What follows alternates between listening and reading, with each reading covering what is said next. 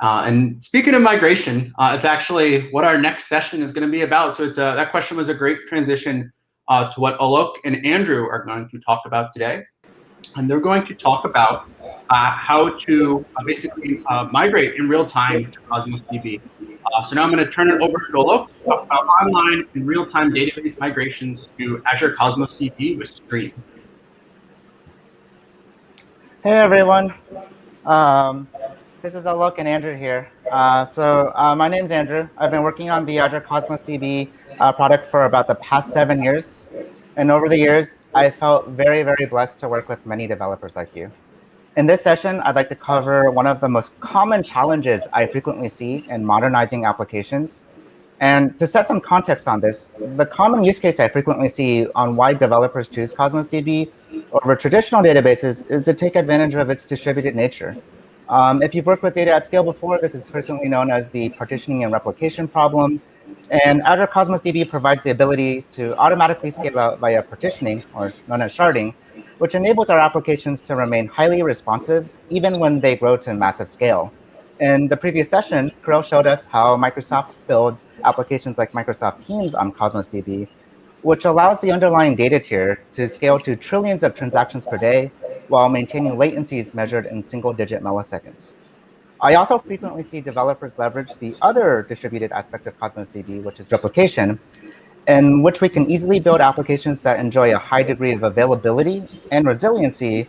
And this is achieved through redundancy by replicating that data live across numerous data centers. Now, a question that I'm frequently asked is, how do I take advantage of Cosmos DB for my existing mission-critical applications?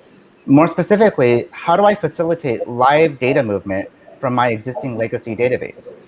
Can we do this while keeping our applications online and avoid lengthy maintenance periods? What if that data is coming from a traditional relational database? The data model on my relational database tends to be highly normalized, in which we optimize for storage over compute by shredding and joining that data across many tables on each request. But in Cosmos DB, we're taught to revisit how we think about data modeling, which we need to optimize for compute in the form of RUs instead of storage. This is achieved by denormalizing that data, in which relationships are represented through nested objects and arrays instead of joining across tables.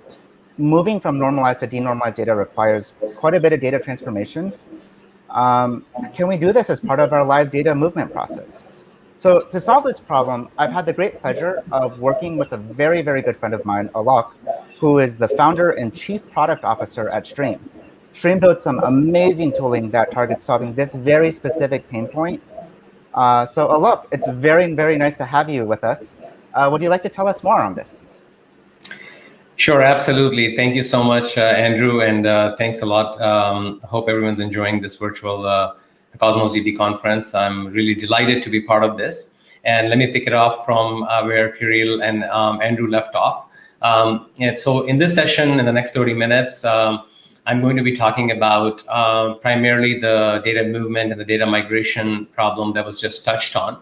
I'm going to start off with a platform overview.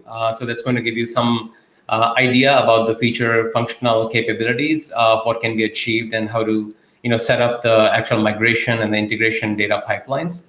I'm also going to point out some of the challenges along the way, as it comes to both the denormalization, moving data from your legacy systems onto Cosmos DB. How do you do mapping between different, for example, from one primary key to a partition key? How do you scale the workloads and so forth? And I'm going to wrap up, and I'm going to try to show you a couple of demos. Hopefully, I'll have time to show you both. So with that, let's get started.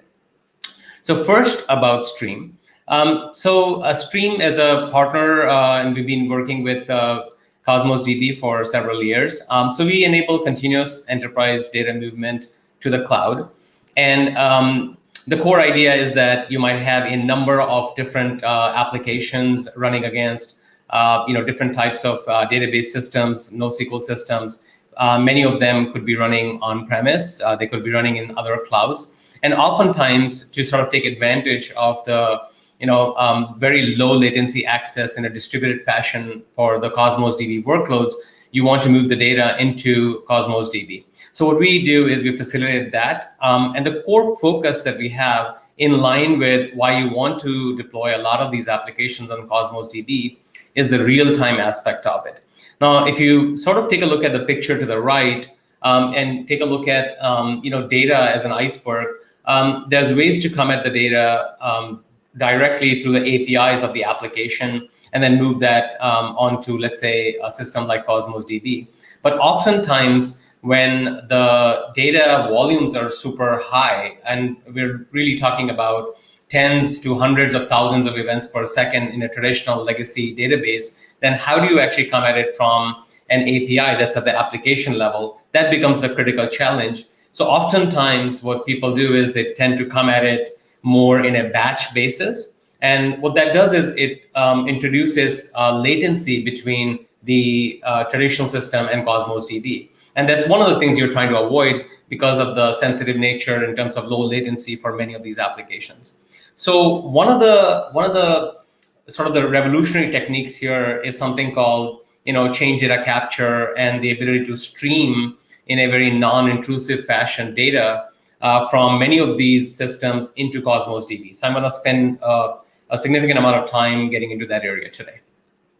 Okay, so just overall to set the stage as to how the pipelines would work, and as developers, how are you guys able to work with Striim as a platform to ultimately work with any one of the APIs for Cosmos DB, any one of the different models, and then stream the data there? Let me just set up the high-level picture. So you have a lot of different applications that you're running today. They could be running on databases. There could be some applications that are generating log files or writing data to messaging systems, which could be, for example, Kafka. And data could also be coming in over different protocols, let's say TCP, UDP, HTTP, etc. So within the platform, the entire orientation of building a pipeline is having a drag and drop type of an interface. And then at the back end, there's Java code that actually gets executed for continuous data collection. And at a very straightforward type of a pipeline, you can continuously collect this, and you can actually deliver this into different collections onto Cosmos DB, into different containers. More interestingly, as you start moving this data, Andrew talked about some of the challenges that come along. You might have, very normalized data, and then you want to sort of split that up and write different portions of that data to different containers. Or you want to coalesce it sometimes so that you can bring it together into one container so that you can have denormalized access to that data for your applications that are running on Cosmos DB. So one of the things that you can do is as the data comes in, you can either event by event or on a state like a little window, which is temporal, or it could be batch based. You can hold that data, and this is all happening in memory, and you're able to apply a number of different transformations or aggregations or enrichment, or even join this with data that is reference data. And this is one of the critical requirements that often come, we face as developers, where we want to move the data to sort of, create the overall document as we move the data. So in this example, you can see that logically you're able to not only transform the data that's coming in, you can also, massage it using an external context. So you could preload data from additional sources into the Striim platform. And now you can literally join that data, as you take that data. This might be, for example, for enrichment of that data. Some more advanced capabilities might be there are operators. One thing I should have mentioned is that a lot of the capability is through the UI. So you are able to actually, and I'm going to show you that later, you're able to take a lot of the operators that we have and apply that on the record itself or on the window. And if you wanted to extend it, you're also able to write your own queries in SQL, or if you wanted to do some advanced integration with your own machine learning models, for example, because the model might want to give you a value that you want to store as part of that data, then you're able to also write your own Java code, and you can actually link in with that. Along the pipeline, so again, just stressing on the collection piece of it, the transformation piece of it, and the transformation could involve multiple different tables, for example, coming in from an Oracle database or a SQL Server database, MySQL database, and you can actually massage it, or you could split it apart and then give that as different event streams to the platform, and each event stream could then be talking to a different container. And we'll get into the guts of that. I'm just trying to set up the high-level picture here.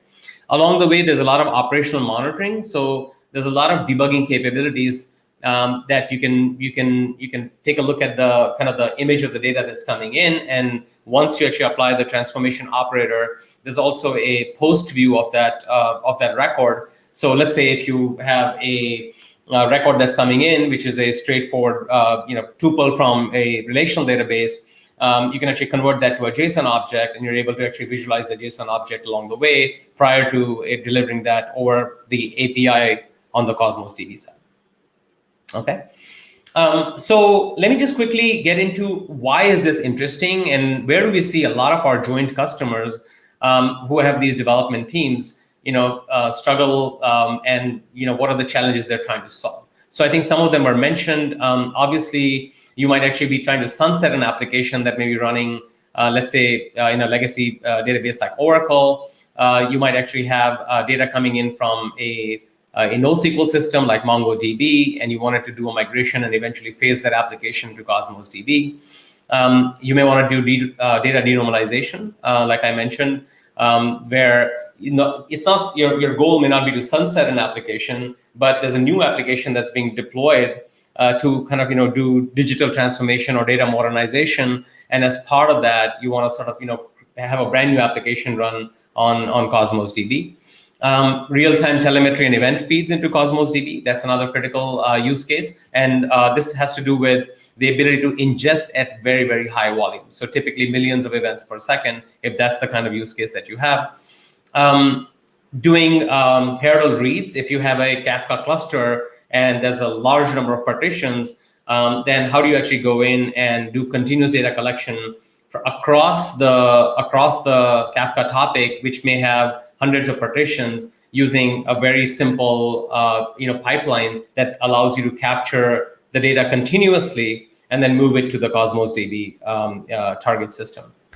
And lastly, even if you have just normal JSON data that's coming in from some application in a file, or maybe over some network protocol, then you can actually take those and then also move that onto the Cosmos DB side. So these are sort of what I call the use cases, if you will, which are meant to be addressed. Of course, we are focusing today on the migration and the data movement, which is very real time, so that you can ultimately you have maybe let's say an Oracle system running. You set up your Cosmos DB system, and then you sort of sync them up, and ultimately you're going to pull the plug and then just have a new application running on the Cosmos DB side. Okay, so let me just quickly get to how is this actually done. So typically the objective is, hey, I want to migrate some existing tables or collections, let's say from Mongo, with an intent to cut over to the Cosmos DB database. And the idea really is that, hey, I may want to just completely migrate or keep the two sides in sync. And along the way, there's these transformation and let's say denormalization capabilities that I want to actually introduce. So typically there are two things going on here. One of them is, how do I do sort of like a scaled instantiation, or often known as an initial load, where you might have existing data for a decade or 2 decades, and you want to now move all of that data over. So you kind of have an initial snapshot. And the other aspect of this is, well, what happens, because you can't really take downtime, so the data is actually changing on your source system. So how do you accommodate for that data? And that's is the synchronization phase, right? That accommodates for your ongoing changes. So within this synchronization, there's a couple of things that you face, as when you're developing these pipelines. Number one is, how do I keep it real time? Because like I mentioned, if you're going to go take a batch-based approach, then oftentimes you don't want to impact the source database, which is running a mission-critical workload. So you're going to add a lot of impact and overhead if you're constantly pulling that the system to detect for any delta changes. So that turns out to be a non-starter typically. Number two is, you do want to have some sort of a high-speed interface, and that's really what oftentimes people want to use an interface like CDC, which is a change data capture interface. And many of these systems allow you to have an API where you can mine the transaction log or the redo log, or maybe the ops log, and then you can actually take the changes from there. That turns out to be one of the most efficient ways in which you could grab the event stream for applying on the target system. The other part is that you want to make sure that you're able to keep the two sides in sync, which means that not only are you collecting the data, you're also applying it using the APIs on the Cosmos DB side, and you have to be able to parallelize that, the writes to different containers. So you want to make sure that you're able to keep up in near real time between the two systems, so that ultimately you can actually fail over or cut over to the Cosmos DB side. Okay, so these are kind of some of the synchronization challenges. So let me just talk about what is the big deal here. Why, what is the complexity here? So oftentimes, right, people are not going to allow you to put triggers on the source system, because that turns out to be just super expensive on a critical application that's running on that database system. So the problem with the log records is you're not writing them as you're applying records to a table. Typically, these are very compact binary representations of the change vectors that you produce against data blocks on the actual tables, which are represented and coded as redo records in the transaction log. So, that structure, you need to interpret that, and then you need to be able to map that onto, the model on the Cosmos DB side. And that turns out to be challenging. You have to write a lot of code, you have to understand the format, and that's not that simple. Oftentimes, you might do things like partial updates. So if you do a partial update, then what happens if you already have a complete image of that document in Cosmos DB, and now someone just updated, let's say, on the source system, just 2 of the columns out of the 100 columns? Well, then the document that I construct might be a partial document. So how do I deal with things like that, right? So these are the things that you need to pay attention to. If there are failures along the way, then what are the event guarantees in the change data stream? Am I able to pick up things from where I left off, or do I have to worry about writing the logic to figure out where things are? So these are, again, some of the complexities that come in as you're trying to handle the change data records. One also very interesting thing is that many of the underlying databases may not give you the changes in a transaction commit order. So they might actually be writing the records in an interleaved fashion in the redo log.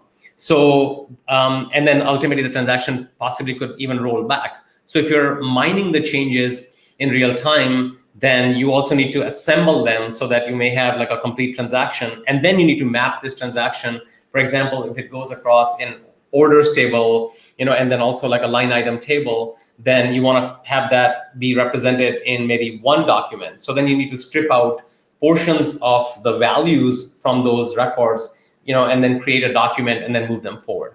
Okay, so these are sort of some of the interesting things that come up as you're dealing with the CDC in your pipelines. So in Striim, how do you do this thing? So my next few slides are going to talk about that. So what we've done is we've sort of given a visual environment where there are pre-built wizards. So you can see that there's wizards from MongoDB to Cosmos DB and Oracle CDC to Cosmos DB, Microsoft SQL Server, and there's really a lot of the popular sources that you want to develop for. So the idea is that you're starting off with saying, here's my source, and then you're able to write, as developers, either you can take our pre-built functions and apply those to the pipeline, or you're welcome to write your own in SQL or in Java. If, let's say, I mentioned, if the out of the box function is not satisfactory and you really want to invent your own interesting algorithm to maybe massage the data, oftentimes that may be required, particularly if you are denormalizing the data across multiple different sources, because it might require custom logic. So you pick one of these wizards, and the way this thing happens is in 3 high-level steps. And I'm going to show you the demo as well. So you select the source. So out of the box, you can actually select a number of different sources like Oracle or MongoDB or MySQL or Postgres or Kafka, etc. So in this case, I've selected maybe the Oracle reader, which is getting my inventory data.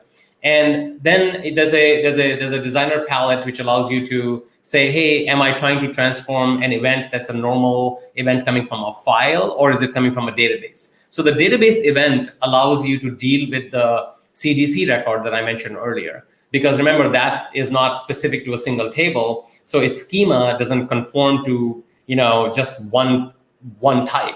You might have changes to hundreds of tables, but they're all being represented as one logical change record. So we have operators that allow you to massage that data in that logical change record based on these database event transformers. So you can actually add your own custom fields. You can modify the data. You can add your own metadata if you wanted to, oftentimes, because sometimes we've seen cases where there may not be a good partition key. So you want us to add your own key along with the data record, so that on the Cosmos DB side, we're able to be super efficient and get to the right partition and identify the subsequent record. Okay, and step 3 is there's a writer piece of it. So far there's a reader, there's like this transformation capability, and this is a very linear, simple graph. You could actually, the middle tier here could have like 10 different components, and you could have a kind of a fan-in model back into a data stream, which is then talking to the Cosmos DB writer, which is another component within the Striim platform, and that's the one that actually leverages all of the APIs to then finally deliver the data onto the Cosmos DB side. Okay, so with this, this is sort of like how you set up the configuration of the pipeline itself. And there's like a lot of useful functions there that you might want. For example, if you want to do some aggregations, or if you want to do split records or mask records, you can do stuff like that. We do support all of the popular APIs that Kirill talked about earlier. So if you're familiar with the core SQL API or the Mongo API, Cassandra API, we support all those APIs. These are within the Cosmos DB writer, okay, for Striim. So the incoming data format, this is an interesting point. I think I talked about this briefly. So the incoming type could just be a straightforward record that's coming from a table. It could be coming in from the actual transaction log. So in this case, you can see that not only do you have the data, but you also have the metadata, things like the table names and the redo byte address where the record was generated, and the system commit number, all those things that the transaction log keeps track of. If the data is coming in from MongoDB, then again you could have just the document itself, which is coming from the collection, or you could have the ops log record, which again has the data and the metadata. And these are just for your convenience, because if sometimes you may want to add some metadata as part of your collection, before you apply to the container on Cosmos. And finally, it could be just coming in as straight through JSON documents from a file or from Kafka. Okay. So I think we have about 7 more minutes, so I'm going to speed up. These are my last couple of slides before I get to the demo. So the idea in Cosmos DB Writer, which is the main component, which is leveraging the APIs, we receive the data from the data sources. That's coming in as an event stream. You can join that with a data preloaded from a cache in Striim. There's a data structure like that. Or we can even do lookups to an external system. Let's say over an API like JDBC, grab that, and then you can actually go ahead and apply that. Supporting and writing different tables to different containers is supported. We can replay inserts, updates, deletes that are coming in from the source side. And mapping is just supported pretty much out of the box. There is advanced capability. So if you wanted to map specific columns to specific fields, then you are able to do that as well. Okay. Finally, just from a scale point of view, Striim can run as a cluster. So it can scale up with similar to Cosmos DB. Literally, we're moving billions of records over a day at many of the retail sites worldwide. And we do take advantage of batch optimizations in all of the APIs for the various models that I mentioned earlier. Okay, so with that, I'm going to give you a demo. I have about 6 minutes. So let's actually step into the Oracle to Cosmos DB demo first. Okay. Perfect. So this is a recorded demo, so I have the luxury of actually pausing and highlighting some interesting things that you might be interested in. And of course, please feel free to send questions as you dig deeper into this thing. So this is the, so there is a web server as part of Striim, and we're just connecting through the UI. The apps represent the pipelines. So I'm going to step into the apps. And here you can see that there are two pre-built pipelines. One of them is called Aura to Cosmos. The other is CDC Azure Monitor app. Okay, so let's step into the Aura to Cosmos app. Okay, so once I step into the flow, let me just pause this. You're seeing top to bottom a graph, and this is how the data flows from the data source into the small component with the squiggly lines. That's a stream. So the stream is sort of where each one of the records comes in. And then there's another component, which is enrich CQ. That's a continuous query that's constantly and continuously enriching the event that's coming in. And then it's going to go write it to two ways, one to Azure Blob Storage and the other to Cosmos DB. Okay, so, and the way this is built is by doing a drag and drop from the components on the left side, where we have support for lots of different sources to talk to your Cosmos DB target. Okay, that's how this graph itself was generated. Okay, here's the operators that I was talking about earlier. So let's step into, this is the configuration panel on the right side. Here's where you can actually say, hey, what are the tables that I'm interested in moving live to Cosmos DB? In this case, I mentioned earlier that you can enrich your data. So at the top, if you take a look at the Oracle Reader, that was where that's the connection to the database. The other one is this sales rep cache. So we have some preloaded data from, in this case, just let's say a file. And you can actually join across these two based on the rep ID, the sales rep ID, because the name may not be available, and we want to push the name into the record. So this is an example of how you can actually denormalize some of the data, and then and I'll show you the query as well in just 1 second. Okay, so this is currently we're looking at the cache definition here. Okay, let's take a look at the query that does the join here. So you can see that I'm just writing a simple select statement across my Oracle source as well as the sales rep cache, and then I'm joining that on the rep ID so that we can pull up the rep name. Okay, and then let's just go forward a little bit on the targets. I'm going to jump into the Cosmos DB side. That's where you provide your access keys, etc., and the mapping capabilities on the Cosmos DB. Let's go ahead and deploy this application. And once I deploy it, I'm going to start it. The start of the application is what gets the data flowing. I had mentioned earlier that you can actually preview the data. So in this case, once the source starts feeding the data, you can actually start previewing, and you're seeing the actual, the records that are coming in. And you can see that I pulled in the sales rep name as well from the cache. So far we're getting this data and we're previewing it. We're going to then take this data, and then depending on which API I'm using, it's going to actually go ahead and format that and push that on the Cosmos DB side. So let's take a look at that. Okay, so here's I'm logged into the Cosmos DB database, and you can see that the specific orders and the items are available now on the Cosmos DB side.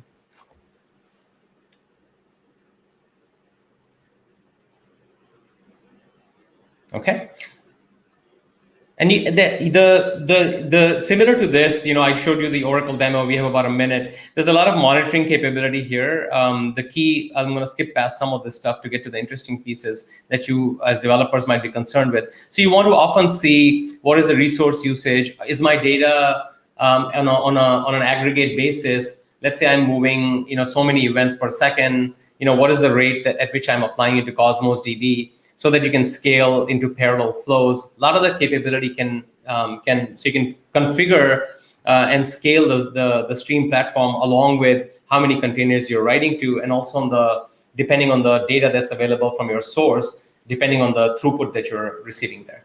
So I'm going to stop there. I don't think I have time to get into the second part of the demo, which is the MongoDB reader. It's very similar. Let me just give room for just maybe a quick question or two if we have the time, because it's about 10:29.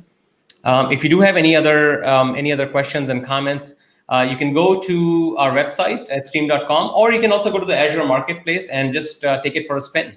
So both options are available. And with that, I'm going to take any questions that might be there. Thank you.